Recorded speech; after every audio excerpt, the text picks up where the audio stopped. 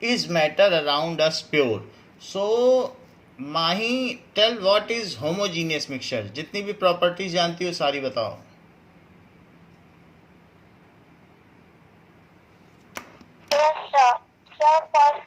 Property होगी that these are also called solutions.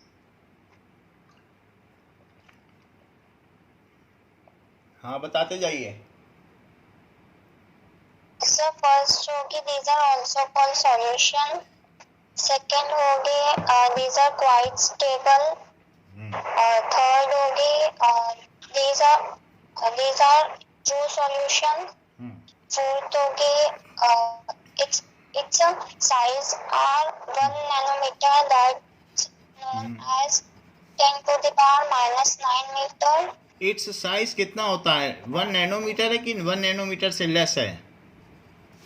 Less than 1 nanometre. हाँ इन्हीं को बोलने दीजिए. तो 1 नैनोमीटर से लेस होता है. आगे बताओ. Yes sir. It has two components, solute and solvent. Solute is less in quantity and solvent is more in quantity. और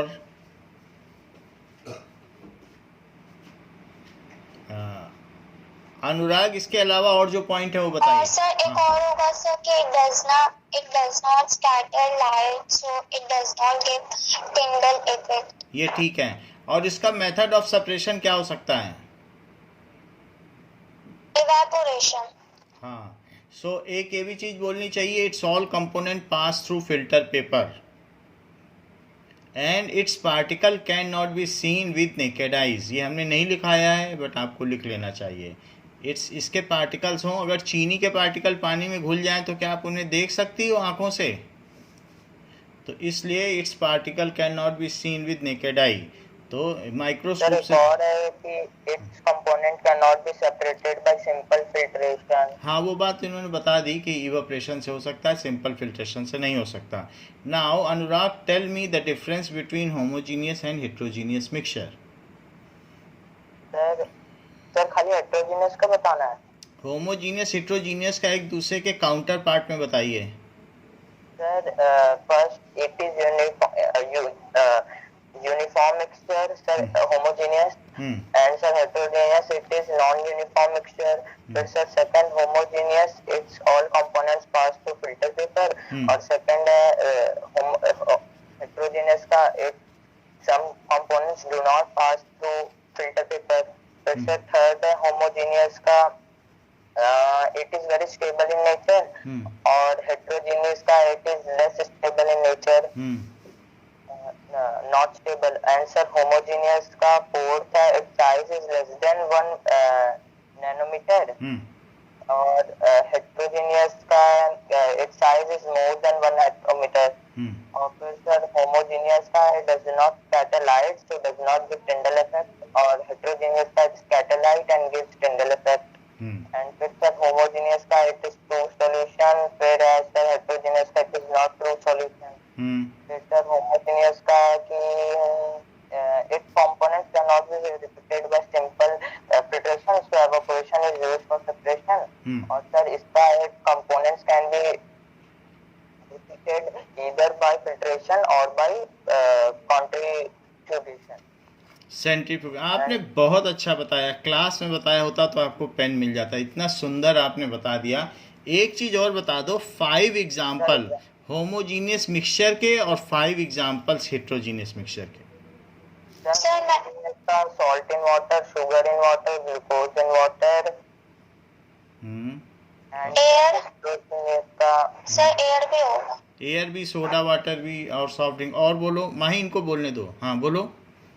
सर हेट्रोजीनियस का milk soap solution, chalk in water, Dettol in water, sand in water. It is very good. Now Kartik आप मुझे element and compound के बीच में difference बताओ. Element contain only one atom and compound contain more than one atom. One atom नहीं, one kind of atom. और compound compound contain more than one atom. नहीं, one kind of atom इसमें होते हैं, और कंपाउंड क्या होते हैं? ये तो लाइन ही गलत हो जाएगी। व्हेन टू और more kind of, When two or हाँ बोलो। when two or more elements chemically combine in a fixed ratio हाँ, टू is और known as more, compound. Then it forms compound. Kartik आगे बोलिए। The element contain properties of its constitutions and compound. The compound does not contain any of the property of its constitution. मतलब constituents, element का है। हाँ, okay sir, element का third point ये है कि element have finite types of elements and compound have millions of compound exist. Okay, ठीक है। सो ये चीज़ है कि ये फाइनाइट होते हैं इन नंबर में, ये इनफाइनाइट होते हैं, इसमें इनकी प्रॉपर्टीज भी पाई जाती है। So these are the various. Sir elements 108 होते हैं कि 118? 118 होते हैं, ठीक है। और जबकि ये इनफाइनाइट नंबर ऑफ हो सकते हैं। सो कुछ और भी चीज़ें पूछेंगे, बहुत बेसिक चीज़ें। Sarthak, am I audible? Define pure substance, थोड़ा तेज बोलना। Substance who made by only one type of particles. Mixture, Mixture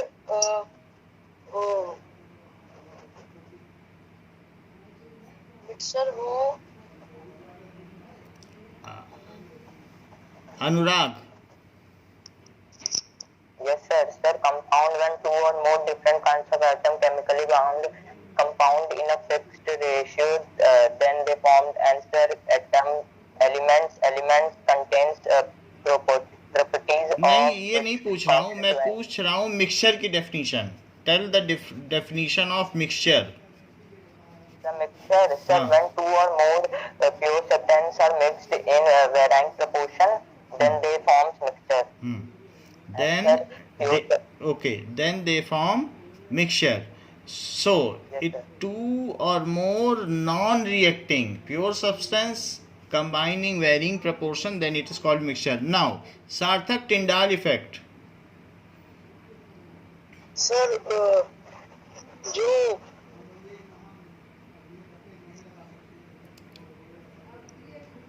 Karthik, Tyndall effect.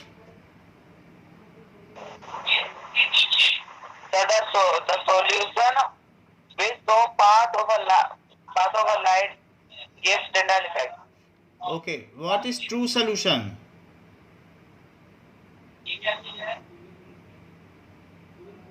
The true solutions are in very पता नहीं। चलो ट्रू सोल्यूशन देखते हैं। ट्रू सोल्यूशन, दो solution which has uniform composition and very stable in nature. दो solution जो शुरू से आखिरी तक बिल्कुल एक जैसे मिले हुए हों, विच हैव यूनिफॉर्म कंपोजिशन